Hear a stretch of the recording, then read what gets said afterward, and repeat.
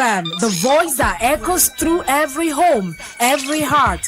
From the streets to the studio, we bring you real talk, real music, and real moments. We are not just a station, we are a movement.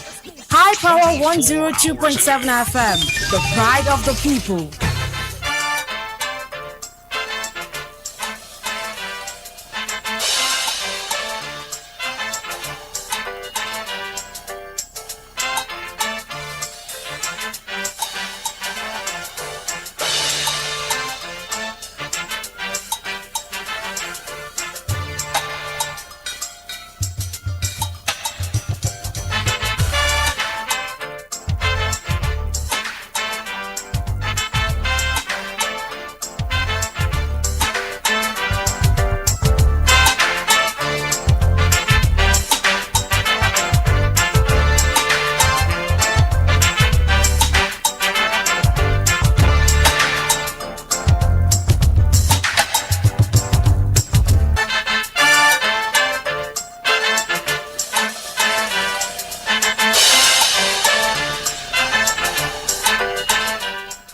A beautiful morning to you listeners out there. The program you're onto is In the Papers, coming to you from the stables of our Power 102.7 FM. It is a program where we preview and review newspaper headlines and news making rounds in the papers for your listening pleasure. My name is Inioluwa Adekoya, and this morning I've got with me the Old newspaper, the Daily Post newspaper, the Nation newspaper, and the Punch newspaper. Right about now, I will take a short break. When I get back, I'll give you headlines making rounds in the papers this morning.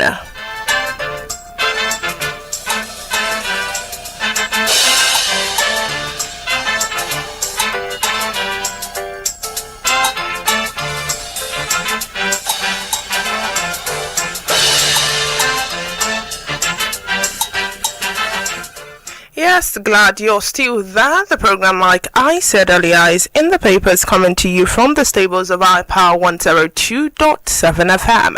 Beginning on the top of the list of our headlines this morning, talking 2027. Ayedatiwa moves for Tinubu's re-election, unveils renewed hope ambassadors.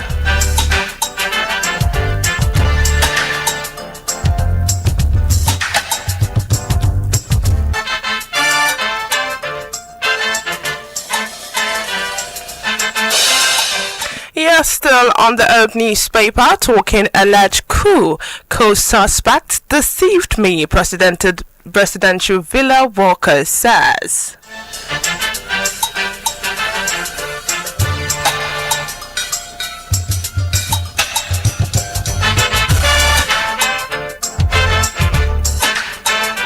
Yes, still on the page of the Herb newspaper, Oshomole demands MTN DSTV license revocation over xenophobic attacks.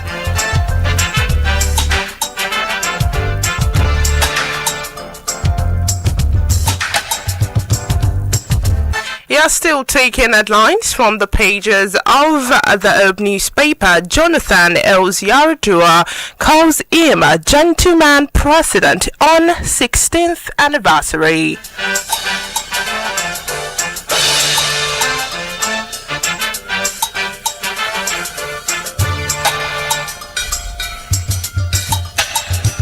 Yes, still on the Herb newspaper, IGP upgrades SWAT to Violence Crime Response Unit, orders arm audits.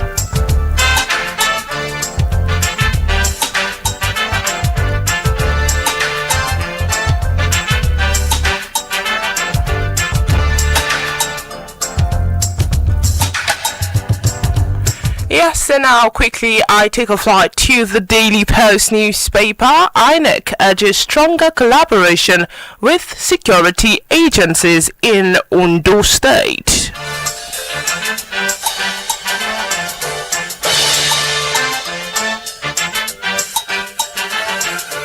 Yes, still on the Daily Post, petrol marketers predict fuel price drop as NNPCL reignite hope on Nigerian refineries restart.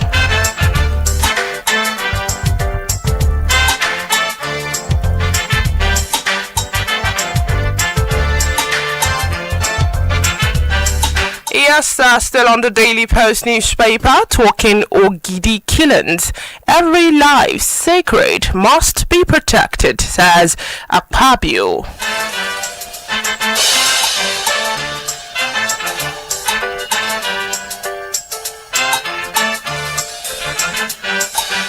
Yes, I've also got another one coming from Akpabio. It says that Nigeria won't invoke economic retaliation against South Africa. That is on the Daily Post newspaper.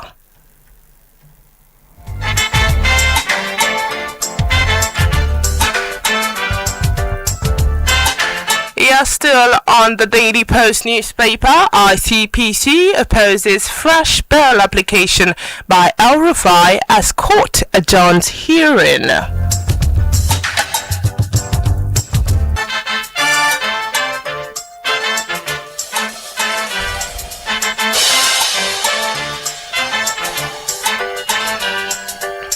Yes, and now to the Punch newspaper. IG orders nationwide arms audit after Delta killings.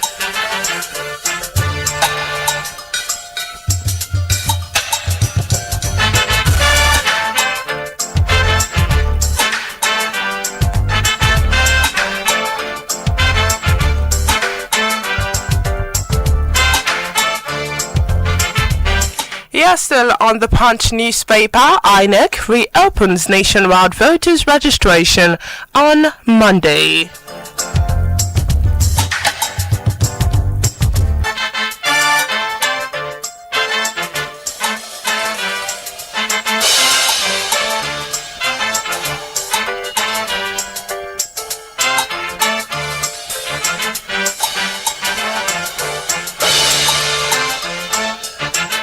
Yes, and now to the Nation newspaper. ACF protests police sealing of its headquarters.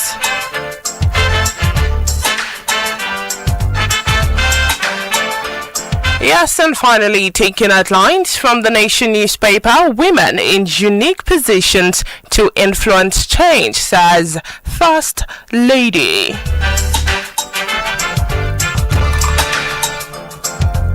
Yes, and with that, we will take another short break. When I get back, I'll give you headlines and news making rounds in the papers on iPower 102.7 FM.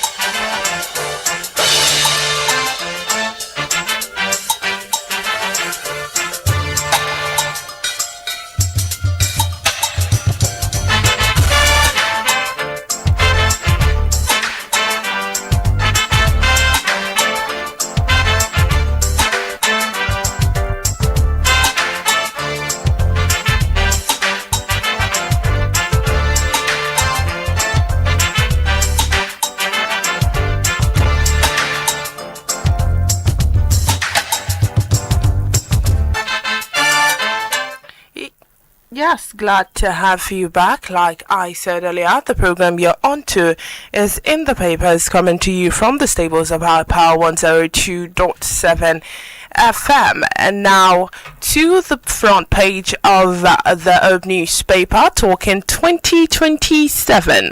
Ayedatiwa moves for Tinubu's re-election, unveils renewed Hope ambassadors. And now to the details.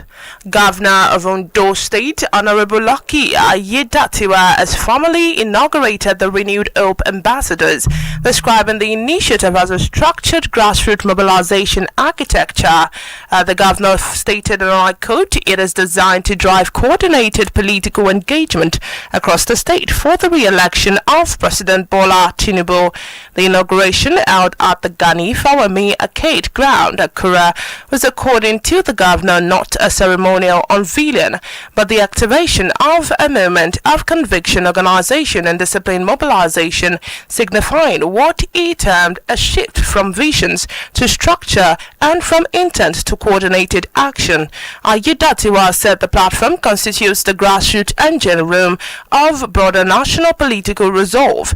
He further noted that both the federal government and National Assembly were firmly aligned towards securing the re-election of President Bola Tinubu in 2027.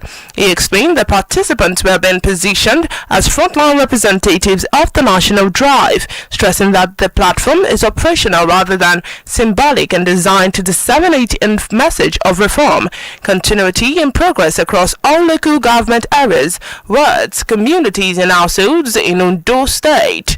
If that story aligns with your interest, it is on the Herb newspaper with the headline 2027 Aiyedatiwa moves for Tinubu's re-election, unveils renewed hope ambassadors.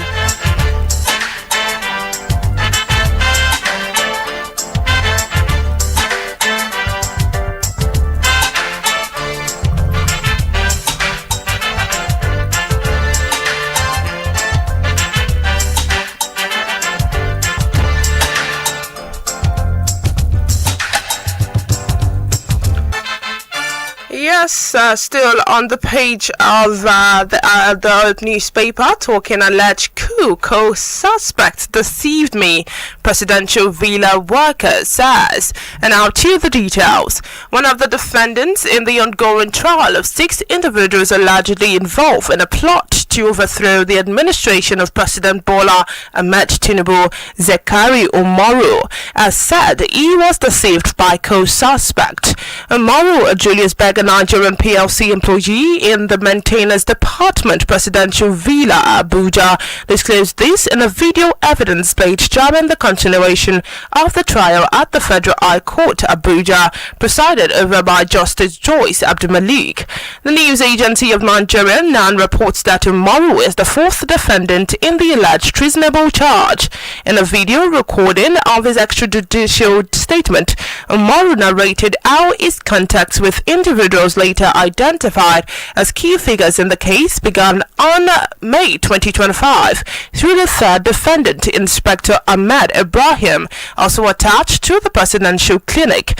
He told his interrogators that Ibrahim introduced him to a man called Azan Mohammed, who he later identified as Aikol Muhammad Maji, under the pretext of offering him electrical work at the building under construction.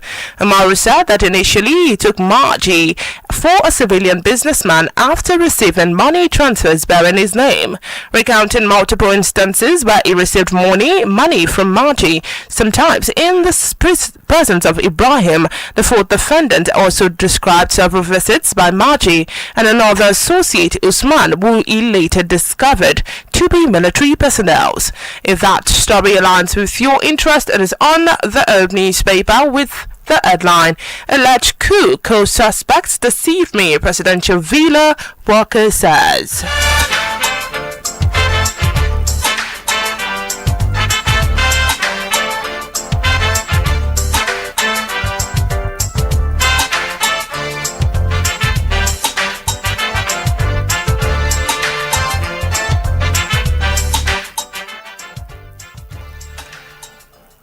Yes, still on the Herb newspaper, Oshomole demands MTN DSTV license revocation over xenophobic attacks. And now to the details. The senator representing Edo North Senatorial District, Adam Oshomole, has called for the revocation of operating licenses of South African companies in Nigeria, including MTN and DSTV, following renewed xenophobic attacks against Nigerians in South Africa.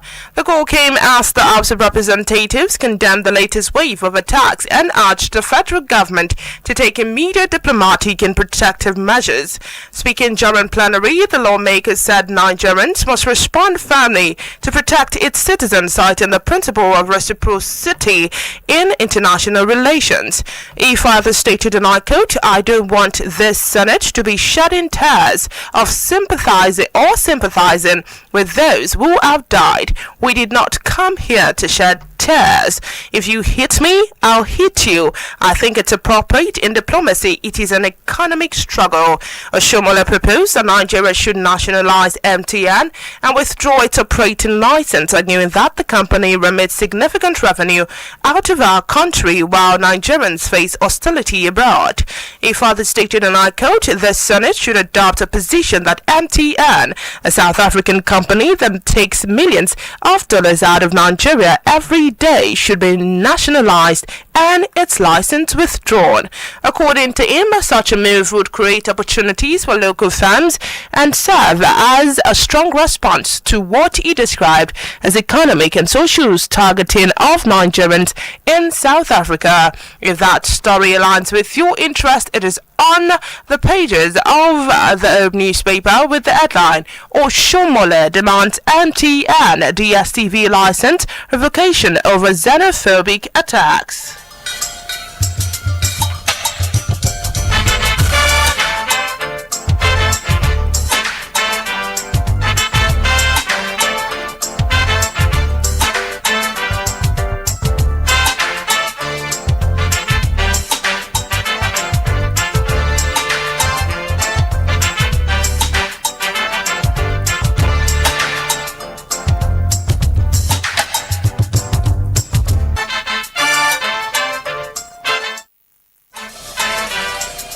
Yes, still on the newspaper, IGP upgrades SWAT to Violence Crime Response Unit, orders audit. And now to the details. The Inspector General of Police, Olatunji Disu, has announced that the Special Weapons and Tactics Unit have been reorganized and elevated into a new formation, the Violent Crime Response Unit, VCRU. The IGP has also ordered Commissioner of Police, CPs, to immediately undertake comprehensive audit of arms and ammunition within the respective commands. This will give the order recently at an opening of the emergency conference with CPS in charge of State Command.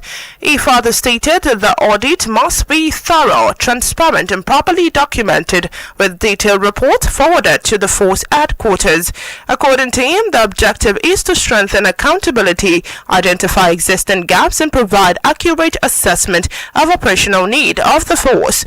He said the exercise was not a routine administrative task but a critical measure to enhance force readiness and prevent misuse. This further stated that it was also to ensure that all assets entrusted to the force were properly accounted for and optimally deployed. The IGP said the force had recorded landmark achievements in the reform of its operational structure with the reconstitution and remodeling of the force state-level anti-crime capacity. If that story aligns with your interest, it is on the newspaper with the headline, IGP upgrades SWAT to Violent Crimes Response Unit, orders audit.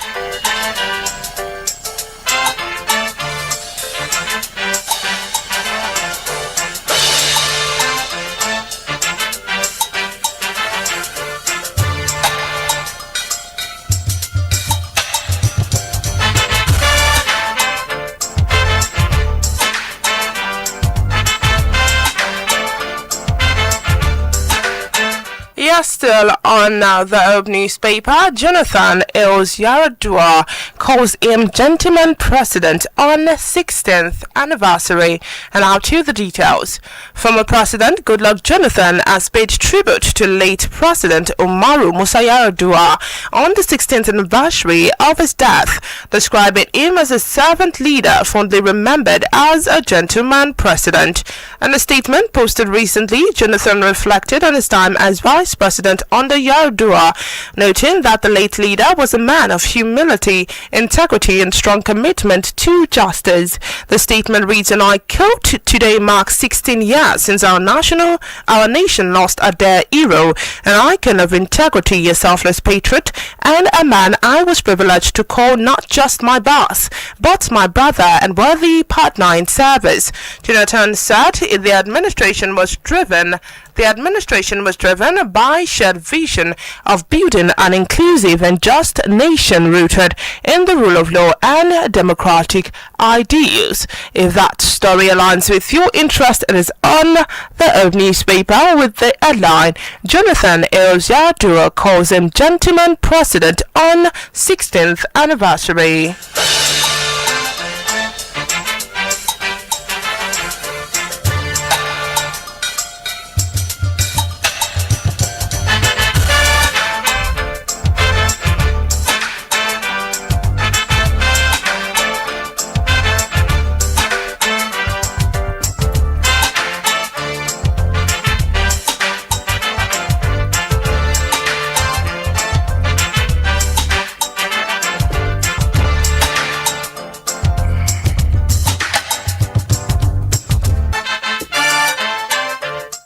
Yes, and now I take a flight to the Daily Post newspaper. Petrol marketers predict fuel price drop as NNPCL reignite hope on Nigerian refineries restart.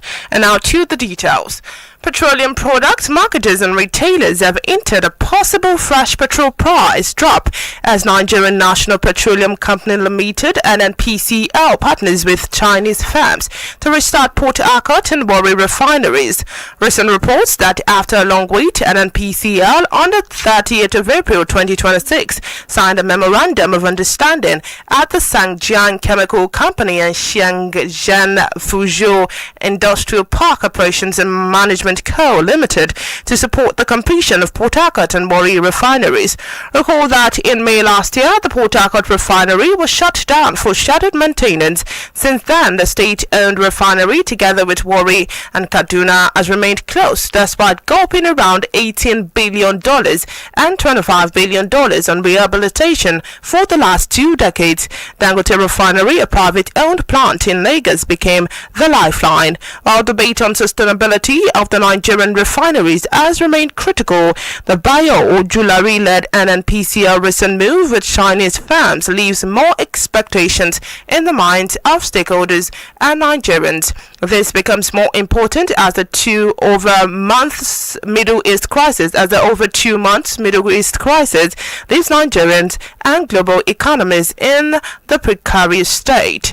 If that story aligns with your interest, it is on the Daily Post newspaper with the headline, Petrol marketers predict fuel price drop as NNPCL reignites hope on Nigerian refineries restart.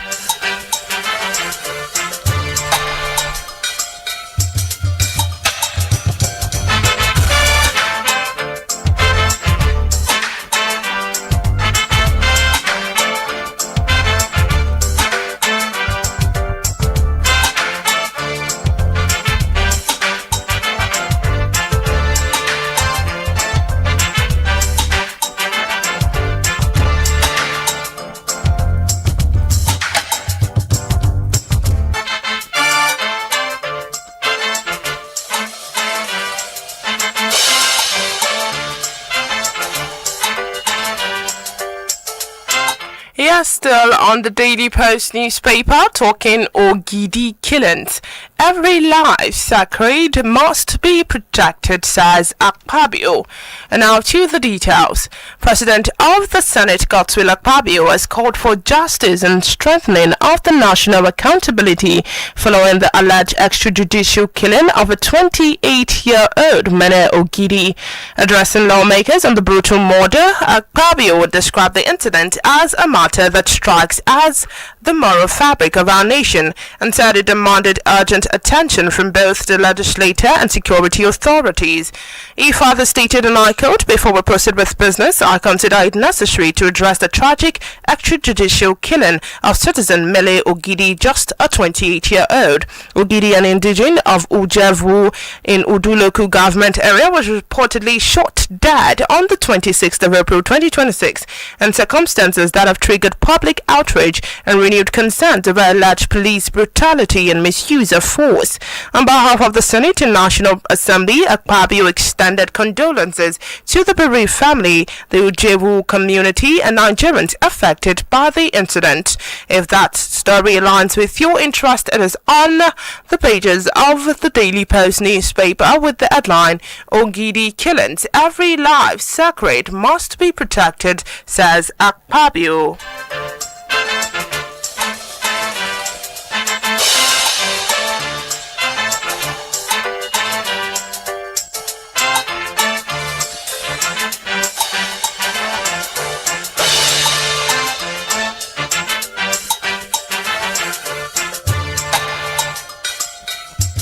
Yes, and now talking election matters on the Daily Post newspaper, INEC gives final opportunity for Nigerians to get voters' card. And now to the details.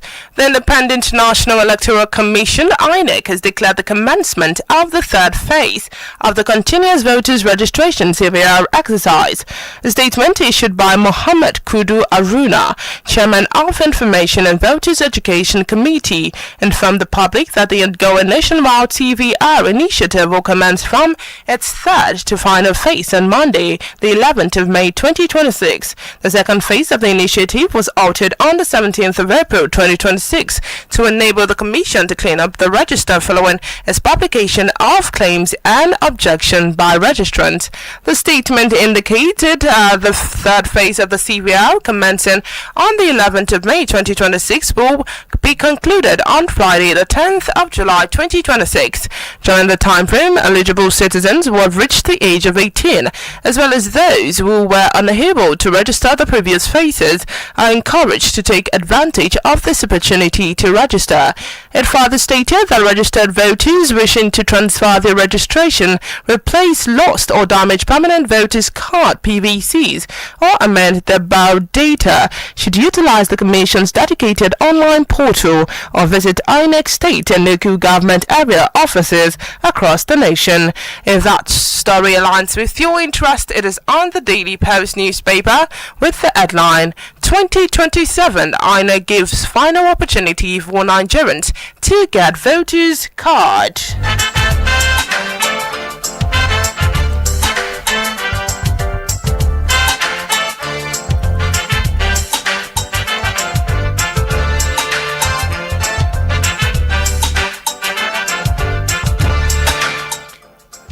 Yes, still on the Daily Post newspaper, talking xenophobia attacks. Nigeria won't invoke economic retaliation against South Africa, says Akpabio. And now to the details. Nigerian Senate President Godswill Abbott Akpabio has said that Nigeria will not invoke economic retaliation against South despite the persistent xenophobic attacks against our citizens.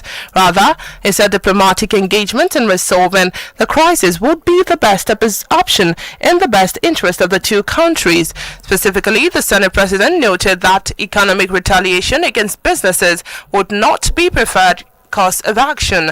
Akpabio made this known while responding to a proposal by Senator Adams Oshomole that revocation of operational licenses of South African companies such as MTN and DSTV in Nigeria should be invoked against South Africa in retaliation of xenophobic attacks. Oshomole's proposal was declined on procedural grounds. Akpabio further stated that Senate views the reported attacks as serious and will address the matter with urgency it deserves. If that news aligns with your interest, it is on the Daily Post newspaper with the headline, Xenophobia attacks. Nigerians won't invoke economic retaliation against South Africa, says Akpabio.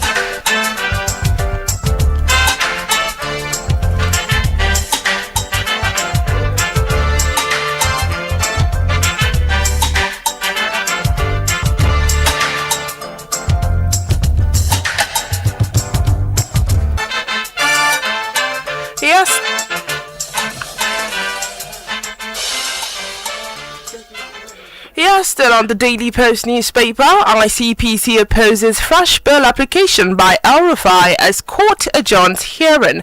And now to the details.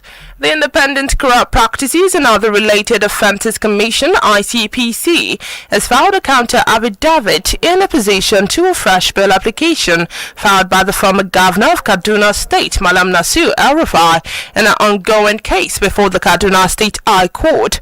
At the resumed hearing of the matter, counsel to the defendants, Mr. Obong Akpang, and from the court have a pending bail application emphasizing that it concerns the defendant's liberty. A further stated that all necessary processes had been duly filed and served, expressing readiness to proceed with the hearing. However, counsel to the ICPC, Mr. Ibrahim Mukhtar, informed the court that he had only just been served with the defendant's further affidavit in support of the bail application and would require time to study the new processes. Following this development, the Honorable Court adjourned the matter to the 13th of May 2026 for the hearing of bail application. It will be recalled that the court had earlier declined to grant bail to Malam El-Rufai in previous applications. Honorable Justice D.H. Kobo, the defendant, had not filed the further affidavit to challenge ICPC counter affidavit, which raised new facts. If that news aligns with your interest, it is on the Daily Post newspaper with the headline, ICPC opposes fresh bail application by El-Rufai as court adjourns hearing.